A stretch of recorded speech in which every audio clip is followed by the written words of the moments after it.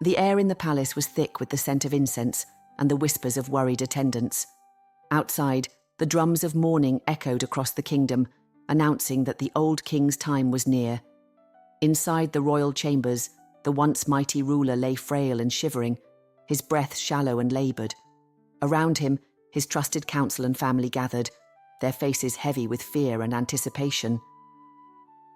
"My time has come," the king whispered, his voice cracking like dry leaves.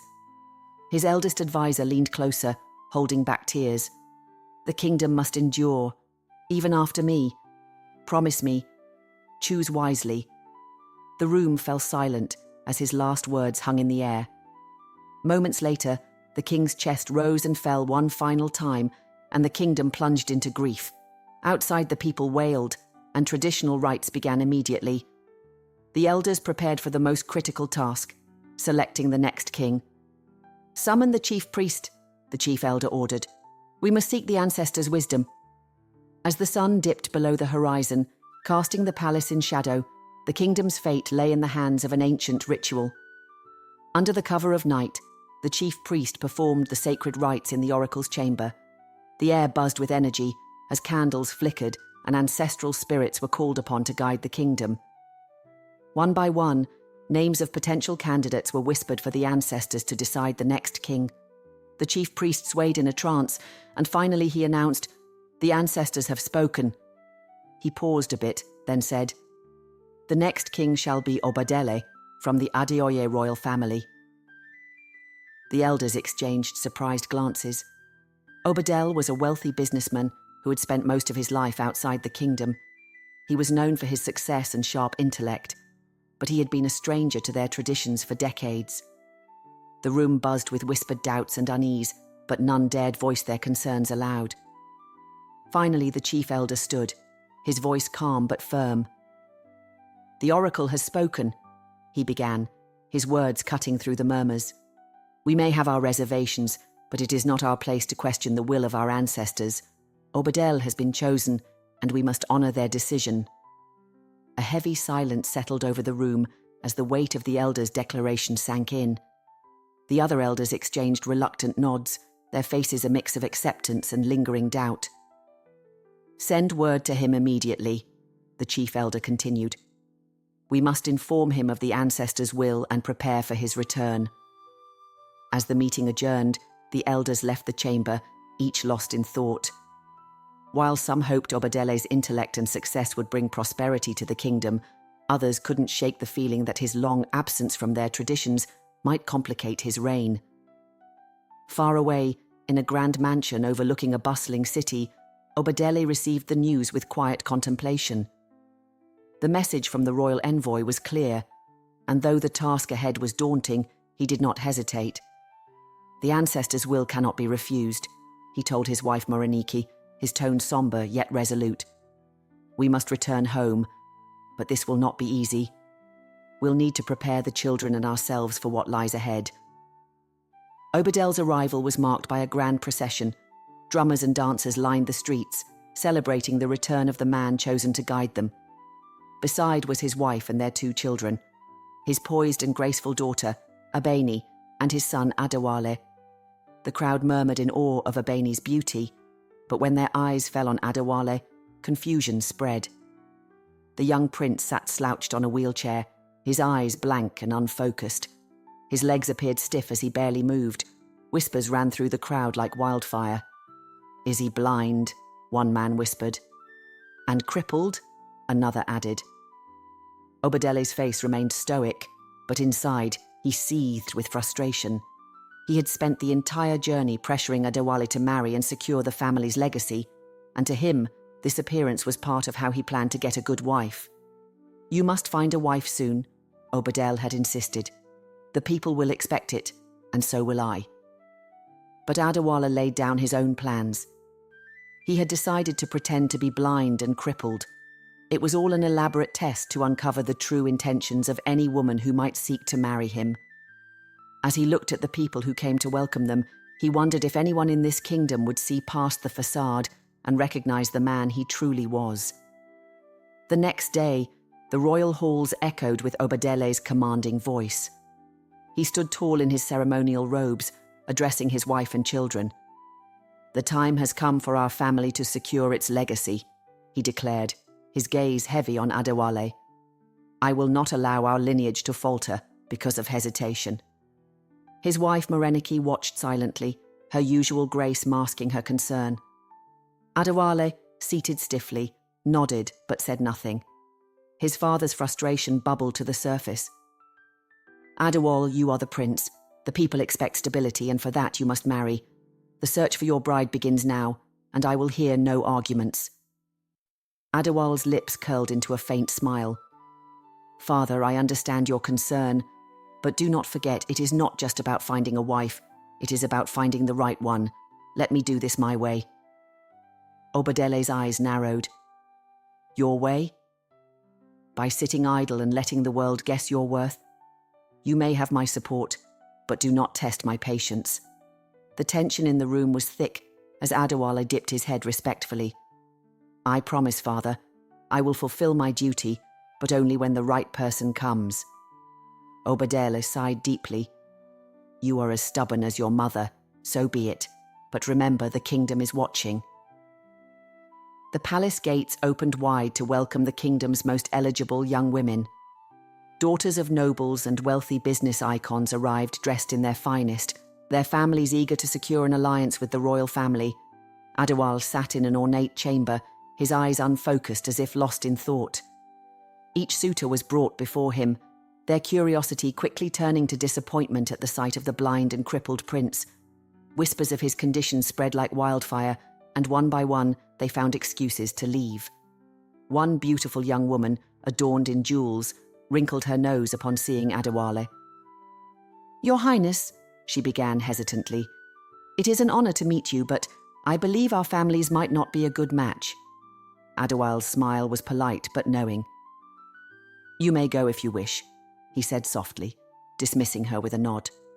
As she turned away, he caught a glimpse of her whispered complaint to a friend she brought along. "I can't tie myself to someone so broken." Another young woman, a daughter of a wealthy businessman, stood stiffly in his presence. She avoided eye contact, and her voice wavered. "I must be honest, Your Highness. I am unsure. But I think your condition would affect duties first as a husband and as a prince." "Thank you for your honesty," Adewale replied, his tone neutral. "You are free to leave." In the hall, Obadele's frustration grew. What is taking so long? Are none of these women suitable? Morenike placed a calming hand on his arm. "My husband, let us give him time. This is not a decision to be rushed." As yet another young woman departed, Adewale sighed deeply. "Let them leave," he muttered to himself. "I will wait for the one who sees beyond appearances." Few days later, the palace was abuzz with preparations for a grand ceremony. Colourful banners adorned the halls, and the air was filled with the sound of music and laughter. Adewale, tired of the endless rejections, decided to escape the confines of his room for some fresh air. He told one of his attendants to take him to a quiet corner of the gardens. As they reached there, Adewale heard a soft voice humming a tune. Curious, he told his attendant to follow the sound, and there they saw a young woman arranging flowers for the upcoming ceremony. Her movements were graceful, and her face radiated kindness. She turned and gasped when she saw Adewale with the servant pushing the wheelchair. Adewale raised a hand quickly, his voice soft and apologetic. "I'm sorry, I didn't mean to startle you." The woman straightened, her initial shock giving way to a shy smile. "Oh, it's all right. I just didn't expect anyone here." Adewale chuckled lightly. "It seems we both came here to escape the crowd. I'm Prince Adewale. May I know your name?" She hesitated briefly, then said, "Damilola." "Damilola," he repeated thoughtfully, as if savouring the name. "That's a beautiful name. You were humming earlier, it was lovely." Adewale, pretending to be blind, decided to ask, "What are you doing here apart from trying to escape the crowd?" "I'm preparing these flowers to decorate the interior of the venue for the upcoming ceremony." Damilola gestured with her hand, even though she knew the prince could not see the flowers. Adewale tilted his head slightly, curiosity evident in his tone. You decorate interiors? Damilola nodded. Yes, I do. I arrange flowers, select fabrics and design spaces to bring beauty and harmony. It's something I love. Adewale smiled. That sounds fascinating. So you create beauty where there is none? She chuckled softly. Something like that. It will be a big celebration, Adewale said, shifting the conversation back to the ceremony ahead, though now with a newfound appreciation for Damilola's work. Damilola's cheeks flushed faintly, and she nodded. Yes, it's a big celebration, and I wanted to make something special. Adewale smiled, intrigued by her earnestness. Do you enjoy it, working with your hands like this? Very much, she said, glancing at the colourful arrangement. There's something calming about creating beauty out of simple things. Their conversation began to flow naturally, moving from the upcoming ceremony preparations to the serenity of the garden. As they talked, Damilola noticed how attentive Adewale was, his questions thoughtful and genuine. She found herself laughing at his gentle humour and sharing stories she rarely told others. For the first time in a long while, Adewale felt completely at ease. He leaned forward slightly, his tone soft but earnest. Damilola, it's rare to meet someone who speaks so openly and kindly. You have a gift. She smiled, her eyes looking at his face. And you have a way of making people feel heard. That's rare too. The garden seemed to grow quieter around them as they continued their conversation, both unaware of how quickly time was passing. The next morning, Adewale sat by his chamber window, replaying his conversation with Damilola. Her laughter still echoed in his mind, and for the first time in weeks, he felt a flicker of hope. Could she truly be the one who saw him beyond the facade? The thought lingered, filling him with an unfamiliar sense of anticipation. Meanwhile, Damilola's thoughts also lingered on their encounter. She had been drawn to Adewale's wit and kindness, qualities she rarely saw in others. As she worked on an interior decoration project later that day, her heart fluttered at the memory of his voice, but she quickly dismissed it, thinking, he's a prince, and I am just from a humble background. At the palace, Obadele's impatience grew. Adewale, have you made any progress with getting a wife? Adewale shook his head. None have passed the test, father. Obadele's frown deepened. Then we must widen the search. Time waits for no man, not even a prince. I understand, Adewale replied, but his thoughts remained on Damilola. He wondered if fate would allow their paths to cross again. As the upcoming ceremony drew nearer, Damilola received a surprising message. A palace attendant had delivered a simple note requesting her presence at the palace during the evening celebration. Confused and a little nervous, she debated whether to go. Why would the palace want me? She wondered aloud to her friend, Ifeoluwa. You must go, Ifeoluwa said with a grin. Perhaps someone important noticed you at the upcoming ceremony preparations. Damilola sighed, her heart torn between curiosity and fear. That evening, she dressed modestly and made her way to the palace, her mind racing with questions. At the palace, she was directed to the royal garden, and when she arrived, the sight of Adewale waiting for her took her breath away. Your Highness, she said, bowing low, I didn't expect this. Please call me Adewale, he said warmly. I asked you here because I wanted to continue our conversation. Damilola's heart raced. But why me? Surely there are others more deserving of your time? Adewale smiled. Because you see me, Damilola, not the physical appearance, not the rumours, just me. The evening unfolded with ease as they talked in the illuminated garden. Adewale spoke of his travels and the challenges he faced, careful not to reveal his true test. Damilola listened intently, her admiration for him growing with each word. You're unlike anyone I've met, she said softly. You carry so much weight on your shoulders, yet you're so kind. Adewale paused, his voice tinged with emotion. It's rare to find someone who listens as you do. Most people only see what's on the surface. I've learned that appearances can be deceiving, Damilola replied. The heart is what truly matters." Her words struck a chord deep within him. "You have no idea how much that means to me," he said. Would you be willing to visit the palace more often?" Damilola hesitated, her cheeks flushing. "If that is your wish, Your Highness." "It is," he said, his gaze steady. "And please call me Adewale." As the evening ended, both felt a sense of connection neither could deny. But as Damilola walked home, her mind swirled with uncertainty. Could a humble girl like her truly fit into the life of a prince? And would his family, or the kingdom, ever accept her? The following days were filled with moments of quiet connection between Adewale and Damilola. Each time she visited the palace, their conversations grew deeper. Adewale found himself drawn to her sincerity and gentle spirit. Her laughter was a balm to his weary heart, and her words lingered in his mind long after she left. One evening, as the sun dipped below the horizon, painting the sky with hues of orange and gold, Adewale asked Damilola to join him in the gardens. Sitting in his wheelchair, gazing ahead as if lost in thought, he turned slightly toward her. "Damilola," he began, his voice soft but steady, "there is something I must tell you." She turned to him, her brow creased with curiosity. "Yes, Your Highness." He paused, the words heavy on his tongue. "These past weeks, getting to know you has been unlike anything I've ever experienced. You see people for who they truly are, not what they appear to be.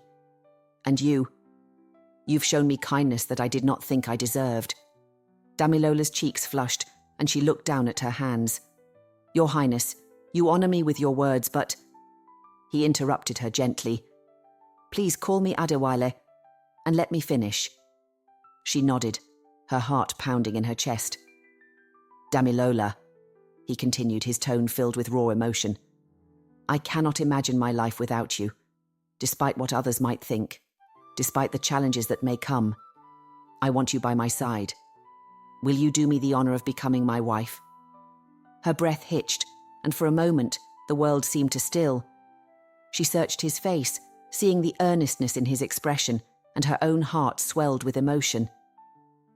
"Adewale," she said, her voice trembling, I never expected this, but yes, I will. I will stand by you no matter what." Adewale's lips curved into a soft smile, relief washing over him like a wave. "You've made me the happiest man in this kingdom, Damilola." As they continued their conversation in the quiet garden, a cool breeze swept through the garden, carrying with it the promise of new beginnings. But deep in Adewale's heart, he knew the journey ahead would not be without its trials. For now, though, he allowed himself to savor the moment, knowing that together they could face whatever lay ahead. Adewale's newfound happiness was short-lived, as he realized that his father's approval would be the next obstacle. Obadele, who had grown increasingly impatient, summoned Adewale to the private royal chambers where he and Queen Morenike resided. "Have you chosen a bride?" the king asked, his tone sharp.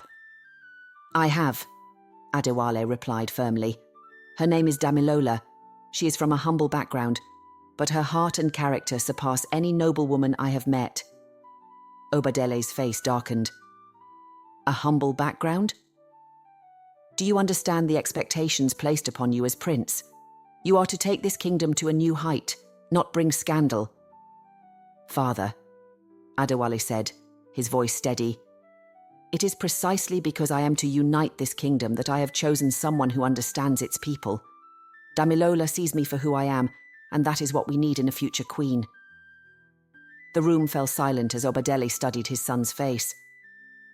Finally, he sighed. "If she is truly the one you believe she is, then she must prove it. Bring her to us. Let your mother and I see her for ourselves." Next day, the royal chambers were quiet as Damilola entered, her head held high despite her nerves. Adewale sat in his wheelchair facing forward, a calm but unreadable expression on his face. King Obadele and Queen Morenike watched her closely, their regal bearing adding weight to the moment. Obadele cleared his throat. "Damilola, my son has spoken highly of you. If you are to stand by his side, we must know you better, Tell us what makes you suitable to be part of this royal family." She took a deep breath, her voice calm but steady. "Your Majesty, I may not come from wealth or nobility, but I have built my life on hard work and integrity. I know what it means to create beauty and hope from very little. I understand the struggles of the people because I have lived them, and most importantly, I love your son for who he is, not for his title." The room was silent as her words lingered in the air. Queen Morenike, who had been silent until then, finally spoke, her voice soft but firm. "She speaks with wisdom and courage. Perhaps this is exactly what our family needs." Obadale's gaze softened, though his pride kept his expression stern. "Very well. There is more to being a queen than words alone. With time, we will see whether she is truly the one worthy of this role. For now you have my cautious approval." As Damilola and Adewale left the royal chambers, the weight of the moment began to lift. They moved through the quiet halls of the palace, Damilola pushing his wheelchair carefully over the smooth marble floors. When they reached the gardens, Adewale asked her to stop. The setting sun bathed the garden in hues of amber and gold, and a soft breeze rustled the leaves. "Damilola," he said, his voice filled with emotion, "there's something I need to tell you, something I should have told you before." She stood in front of him, her eyes searching his face. "What is it, Adewale?" "You can tell me anything." He hesitated, his heart pounding. The words were on the tip of his tongue, but fear held him back. Finally, he said, "You deserve to know the truth about me. About everything." Her brow furrowed in concern. "What do you mean?" The moment hung heavy between them, the air thick with anticipation. Adewale took a deep breath, ready to speak, as the sun dipped below the horizon, leaving the garden in shadows.